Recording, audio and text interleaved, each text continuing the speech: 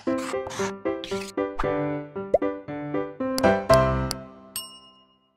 Students, welcome back to Blueprint Digital. आज की इस वीडियो में हम अमीनो अम्ल यानी कि अमीनो एसिड्स के बारे में पढ़ेंगे।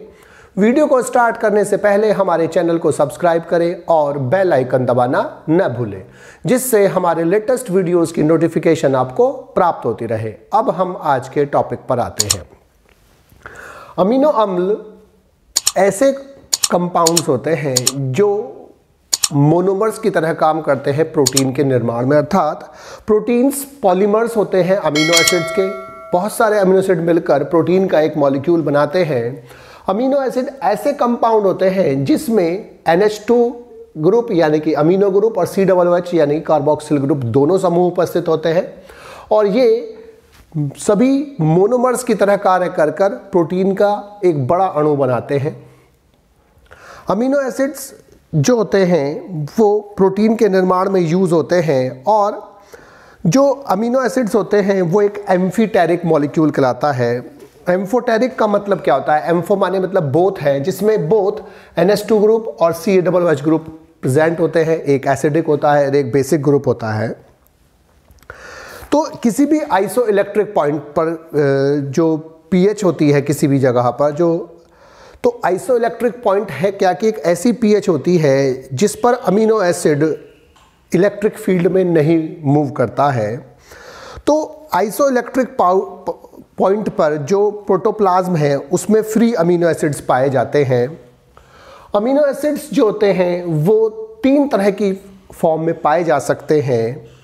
जो अमीनो अम्ल होते हैं वो उसमें NH2 ग्रुप और COOH दोनों ग्रुप प्रेजेंट होता है। तो NH2 ग्रुप यानी कि अमीनो ग्रुप और कार्बोक्सिल ग्रुप COOH ग्रुप, ये दोनों में आयनीकरण हो सकता है, अर्थात ये आयनाइज्ड हो सकते हैं, आयंस के रूप में बनते हैं।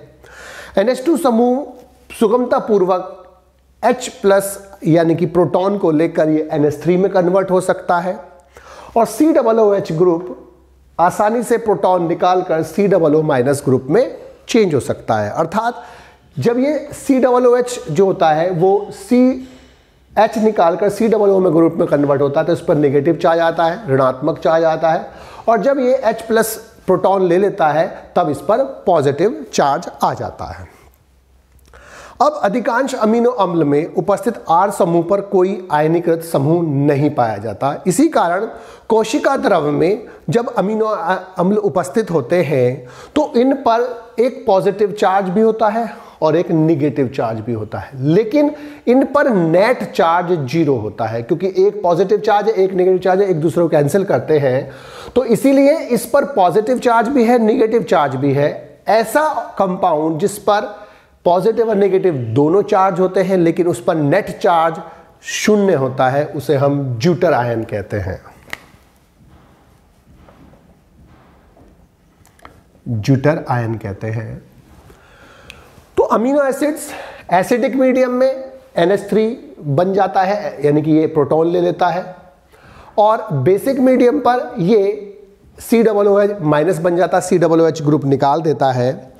जो बेसिक मीडियम होता है इनके लिए वो साइटोप्लाज्म होता है, कोशिका द्रव होता है, और जो एसिडिक मीडियम होता है वो इसमें न्यूक्लियस में होता है, यानी कि न्यूक्लियोप्लाज्म में होता है, केंद्रक में होता है। और जो ज्यूटर आयन होते हैं वो दोनों चार्ज लिए होते हैं, प्लस भी होता है माइनस भी होता है, लेकिन उस पर नेट चार्ज 0 होता है। टोटल 20 प्रकार के अमीनो एसिड्स यूज होते हैं प्रोटीन के निर्माण में, और उनमें से लगभग 10 अमीनो एसिड असेंशियल होते हैं और 10 अमीनो एसिड नॉन असेंशियल होते हैं। लेकिन असेंशियल और नॉन असेंशियल का मतलब क्या है? 20 अमीनो एसिड्स में से 10 अमीनो एसिड्स ऐसे होते हैं जो बॉडी के अंदर सिंथेसाइज होते हैं, एनिमल की बॉडी में संश्लेषित हो जाते हैं, और 10 अमीनो एसिड ऐसे होते हैं जो बॉडी में संश्लेषित नहीं होते, उनको बाहर से डाइट के रूप में लेना पड़ता है, हमें अपने आहार में लेना पड़ता है। तो जो अमीनो एसिड हमारी बॉडी में सिंथेसाइज नहीं होते, संश्लेषित नहीं होते, हम उन्हें बाहर से लेना ही पड़ता है, हम उन्हें असेंशियल अमीनो एसिड्स कहते हैं। जबकि वे अमीनो एसिड जो हमारी बॉडी में सिंथेसाइज हो जाते हैं वो हमारी बॉडी में संश्लेषित होने के कारण हमें उन्हें बाहर से लेने की आवश्यकता नहीं पड़ती, इसलिए उनको हमें नॉन एसेंशियल अमीनो एसिड बोलते हैं। लेकिन जो आर्जिनिन और हिस्टिडीन होता है वो सेमी एसेंशियल होता है, अर्ध आवश्यक बोलते हैं इसको। क्यों बोलते हैं? क्योंकि आर्जिनिन और हिस्टिडीन जो होता है वो एडल्ट्स की बॉडी में, वयस्क की बॉडी में तो बन जाती है, आसानी से संश्लेषित हो जाती है, समान पर्याप्त मात्रा में बनती है, लेकिन बच्चों में वो पर्याप्त मात्रा में नहीं बनती है। अब एसेंशियल अमीनो एसिड और नॉन एसेंशियल अमीनो एसिड को याद रखने का तरीका क्या है? एक इसमें हम फ्रेज याद रखेंगे, try this VIP mall. Try this VIP mall. Try this VIP mall का मतलब क्या है? टी फॉर यहां पर हम यूज करते हैं ट्रिप्टोफैन,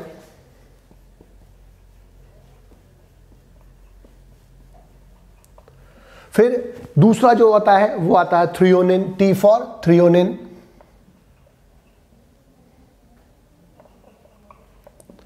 फिर जो इसके बाद आता है वो HIS जो है हिस्टिडिन।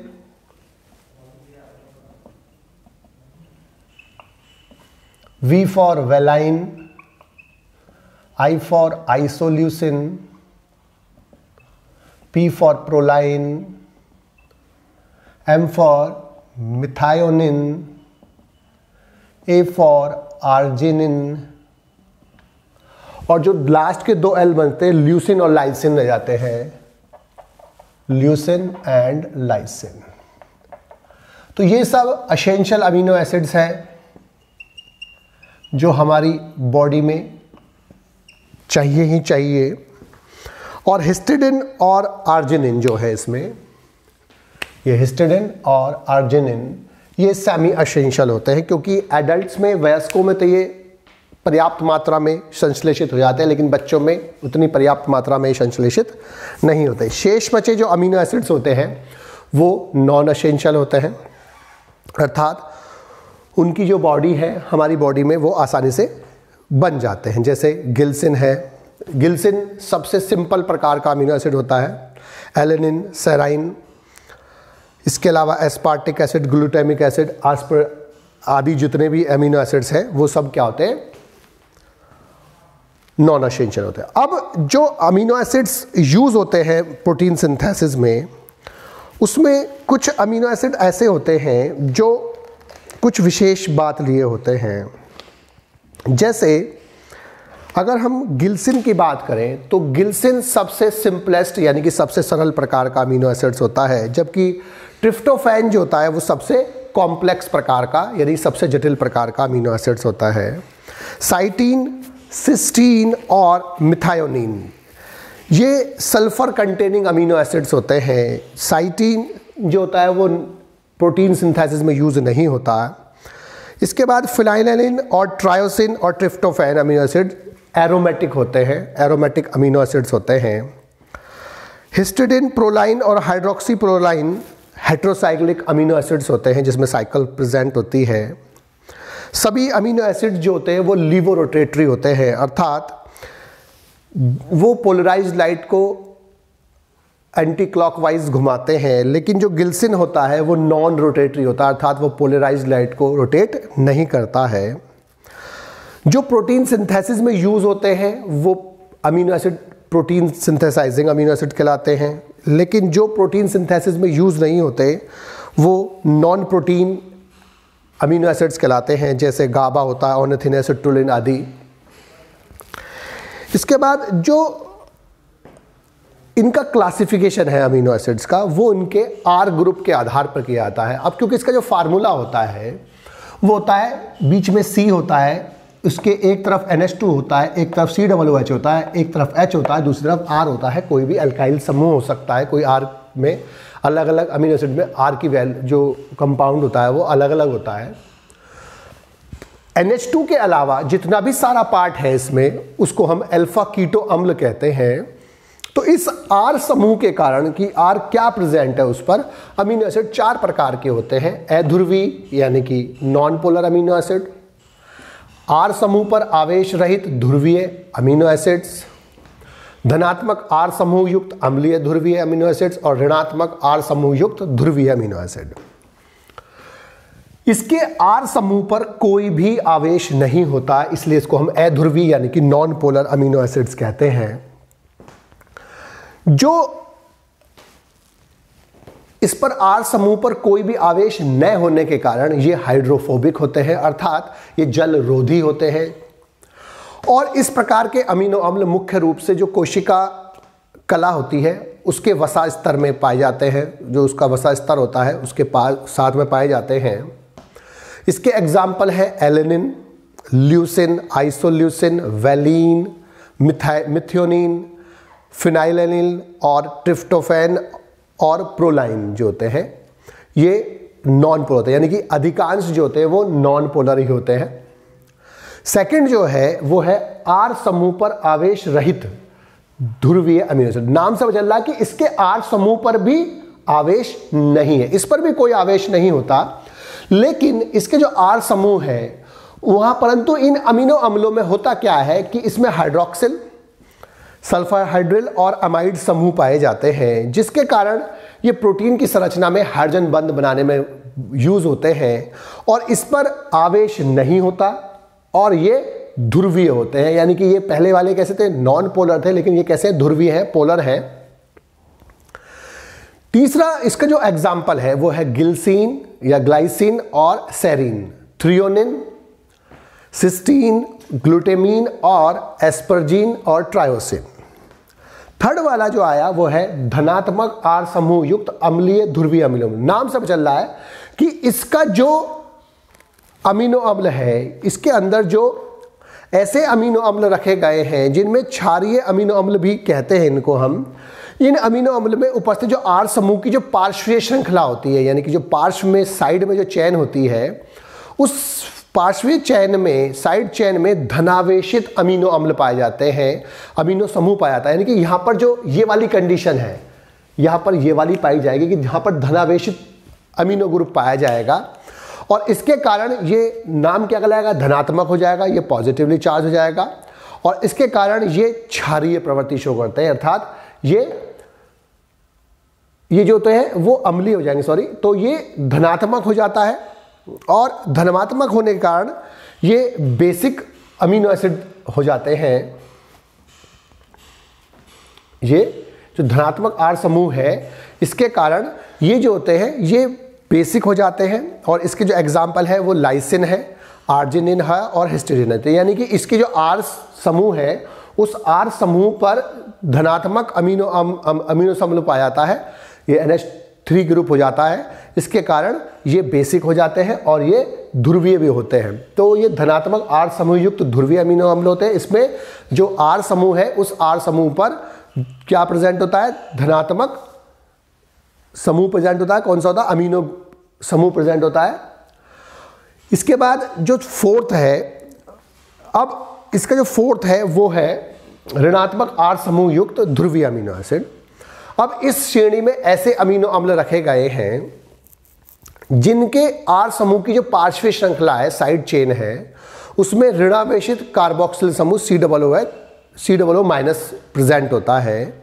इसके कारण ये अम्लीय हो जाते हैं और ये अम्लीय होने के कारण ये एसिडिक हो जाते हैं और अम्लीय जो होते हैं ये एसिडिक होते हैं और एस्पार्टिक एसिड और ग्लूटामिक एसिड जो होते हैं इसके एग्जाम्पल है। तो इस वाले में, पहले वाले में R समूह पर कोई आवेश नहीं होता, इसमें भी R समूह पर कोई आवेश नहीं होता, लेकिन इसके जो अमीनो ग्रुप है, परंतु इनमें जो अमीनो अम्लों में होता क्या है, हाइड्रोक्सिल, सल्फाइड्रिल और जो एमाइड ग्रुप होते हैं वो पाए जाते हैं। इसके कारण ये हाइड्रोजन बंध बनाते हैं प्रोटीन की संरचना में।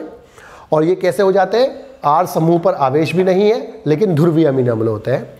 इसकी जो पार्श्व R समूह की पार्श्व श्रृंखला होती है उस पर धनात्मक जो होता है वो समूह प्रेजेंट होता है, धनात्मक अमीनो अम्ल प्रेजेंट होता है। इसके कारण ये बेसिक हो जाता है, धनावेशित होता है।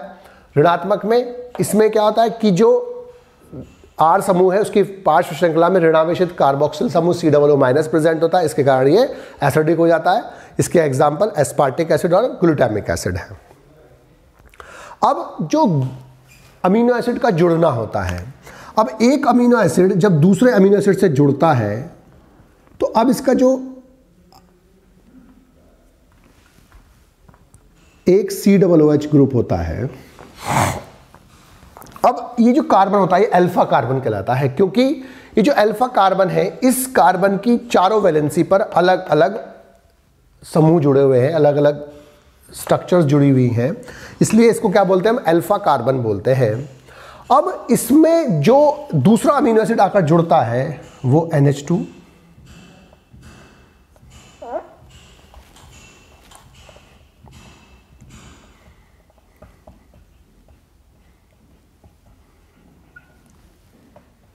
तो यहां से H2O का मॉलिक्यूल रिलीज होता है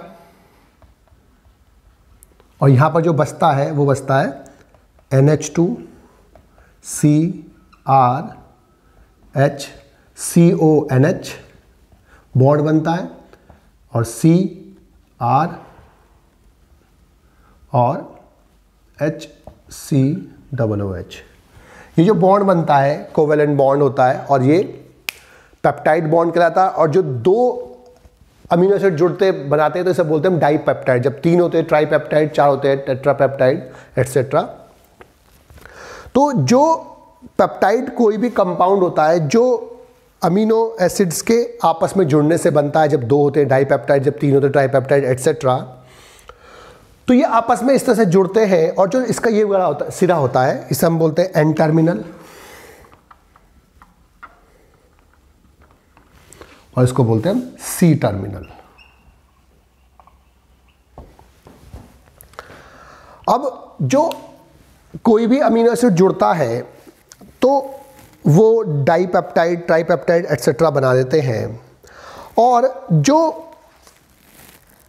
कंपाउंड बनते हैं तो पॉलीपेप्टाइड चेन जिसमें बहुत सारे अमीनो एसिड जुड़ जाते हैं तब वो पॉलीपेप्टाइड चेन बनाती है। तो एक वर्ड होता है पेप्टाइड जिसमें शॉर्ट चेन जो अमीनो एसिड्स की होते हैं हम उसे पेप्टाइड बोलते हैं। पॉलीपेप्टाइड में जिसमें more than 20 amino acid, normally जिसमें 20 से ज़्यादा अमीनो अम्ल होते हैं हम उसे पॉलीपेप्टाइड बोलते हैं और जिसमें 50 या 50 से ज़्यादा अमीनो एसिड्स होते हैं उसे हम प्रोटीन बोलते हैं। तो पेप्टाइड एक छोटा कंपाउंड होता है जिसमें कुछ अमीनो एसिड जुड़े हुए होते हैं। जब 20 या 20 के आसपास होते हैं, नॉर्मली 20 से ज़्यादा हो जाते हैं, 20 या 20 से ज़्यादा, तब हम उसे पॉलीपेप्टाइड चेन बोलते हैं और जब उसमें 50 या 50 से ज़्यादा अमीनो एसिड जुड़ते हैं तब हम उसे प्रोटीन कहते हैं। अब हम अमीनो अम्लों के कार्य पढ़ेंगे। सबसे पहला काम अमीनो अम्ल का क्या होता है कि अमीनो अम्ल पॉलीमर्स बनाते हैं जिन्हें हम प्रोटीन कहते हैं, अर्थात अमीनो अम्ल पॉलीमराइज होकर प्रोटीन का मॉलिक्यूल बनाते हैं।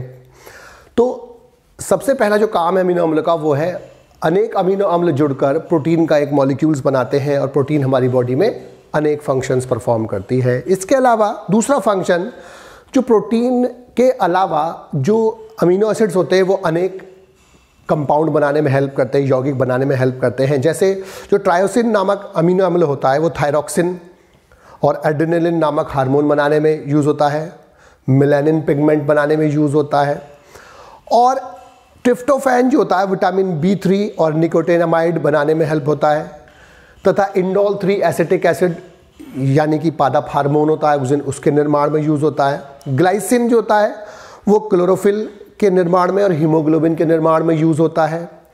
बी एलेनिल जो होता है वो कोफैक्टर सहविकर की तरह काम करता है, कोफैक्टर ए सहविकर ए की तरह काम करता है और पेंटोथेनिक अम्ल के निर्माण में यूज़ होता है। इसके अलावा जो अनेक अमीनो अम्ल होता है वो ग्लूकोज के निर्माण में भी यूज़ हो जाते हैं और इस प्रोसेस को ग्लूकोनियोजेनेसिस भी बोलते हैं। इसके अलावा एमीन के निर्माण में जो अमीनो अम्ल होते हैं उनमें जो कार्बोक्सिल समूह COOH प्रेजेंट होता है उसका अगर क्षय हो जाए तो एमीन का निर्माण होता है। जैसे हिस्टिडिन नामक जो अमीनो अम्ल होता है वो हिस्टेमीन यानी कि हिस्टेमाइन बनाती है और जो हिस्टेमीन जो होता है वो ब्रेंकियल आरेखित पेशियों के संकुचन और वैसोडाइलेटर यानी कि वाहिका जो विस्फोट होता है यानी कि वाहिका को चौड़ा करने में यूज होता है हिस्टेमाइन। इसके अलावा ये नाइट्रोजन को स्टोर करने के रूप में काम करते हैं। जो अमीनो अम्लों के व्युत्पन्न होते हैं जैसे एमाइड होते हैं वो व्युत्पन्न अमाइड कहलाते हैं, और ये अमाइड जो होता है नाइट्रोजन का संग्रह करते हैं। इसके अलावा कुछ प्रोटीन रहित जो अमीनो अम्ल होते हैं वो हमारी बॉडी में अनेक मेटाबॉलिक रिएक्शंस में भाग लेते हैं। जैसे ऑर्निथिन और सिट्रुलिन जो होते हैं वो अमीनो अम्ल हमारे यकृत में जो संपन्न होने वाले यूरिया चक्र यानी कि यूरिया साइकिल में भाग लेते हैं, अर्थात यूरिया के निर्माण में यूज होते हैं वो। इसके अलावा ये बायोलॉजिकल बफर यानी कि जैविक बफर के रूप में काम करते हैं और ये पीएच को बढ़ने से रोकते हैं, पीएच को कांस्टेंट बनाए रखते हैं। इसके अलावा जो प्रोकैरियोट्स की जो सेल वॉल होती है, कोशिका भित्ति होती है, वो पेप्टिडोग्लाइकन की बनी होती है, और पेप्टिडोग्लाइकन में जो पेप्टाइड की छोटी श्रृंखला यूज होती है। इसके बाद लिग्निन के जो निर्माण होता है, कोशिका भित्ति में लिग्निन उपस्थित होता है अनेक जगह पादप कोशिकाओं में, तो वो अमीनो अम्लों से लिग्निन का निर्माण होता है। बच्चों, आज की इस वीडियो में बस हम इतना ही पढ़ेंगे। हमारी इस वीडियो को आप लाइक करें और अपने दोस्तों के साथ शेयर करें। यदि आपका कोई डाउट है तो आप हमें कमेंट करके बता सकते हैं। इस अध्याय को और अच्छे से पढ़ने और समझने के लिए आप चित्रा प्रकाशन की बुक एक्टिव जीव विज्ञान की सहायता भी ले सकते हैं।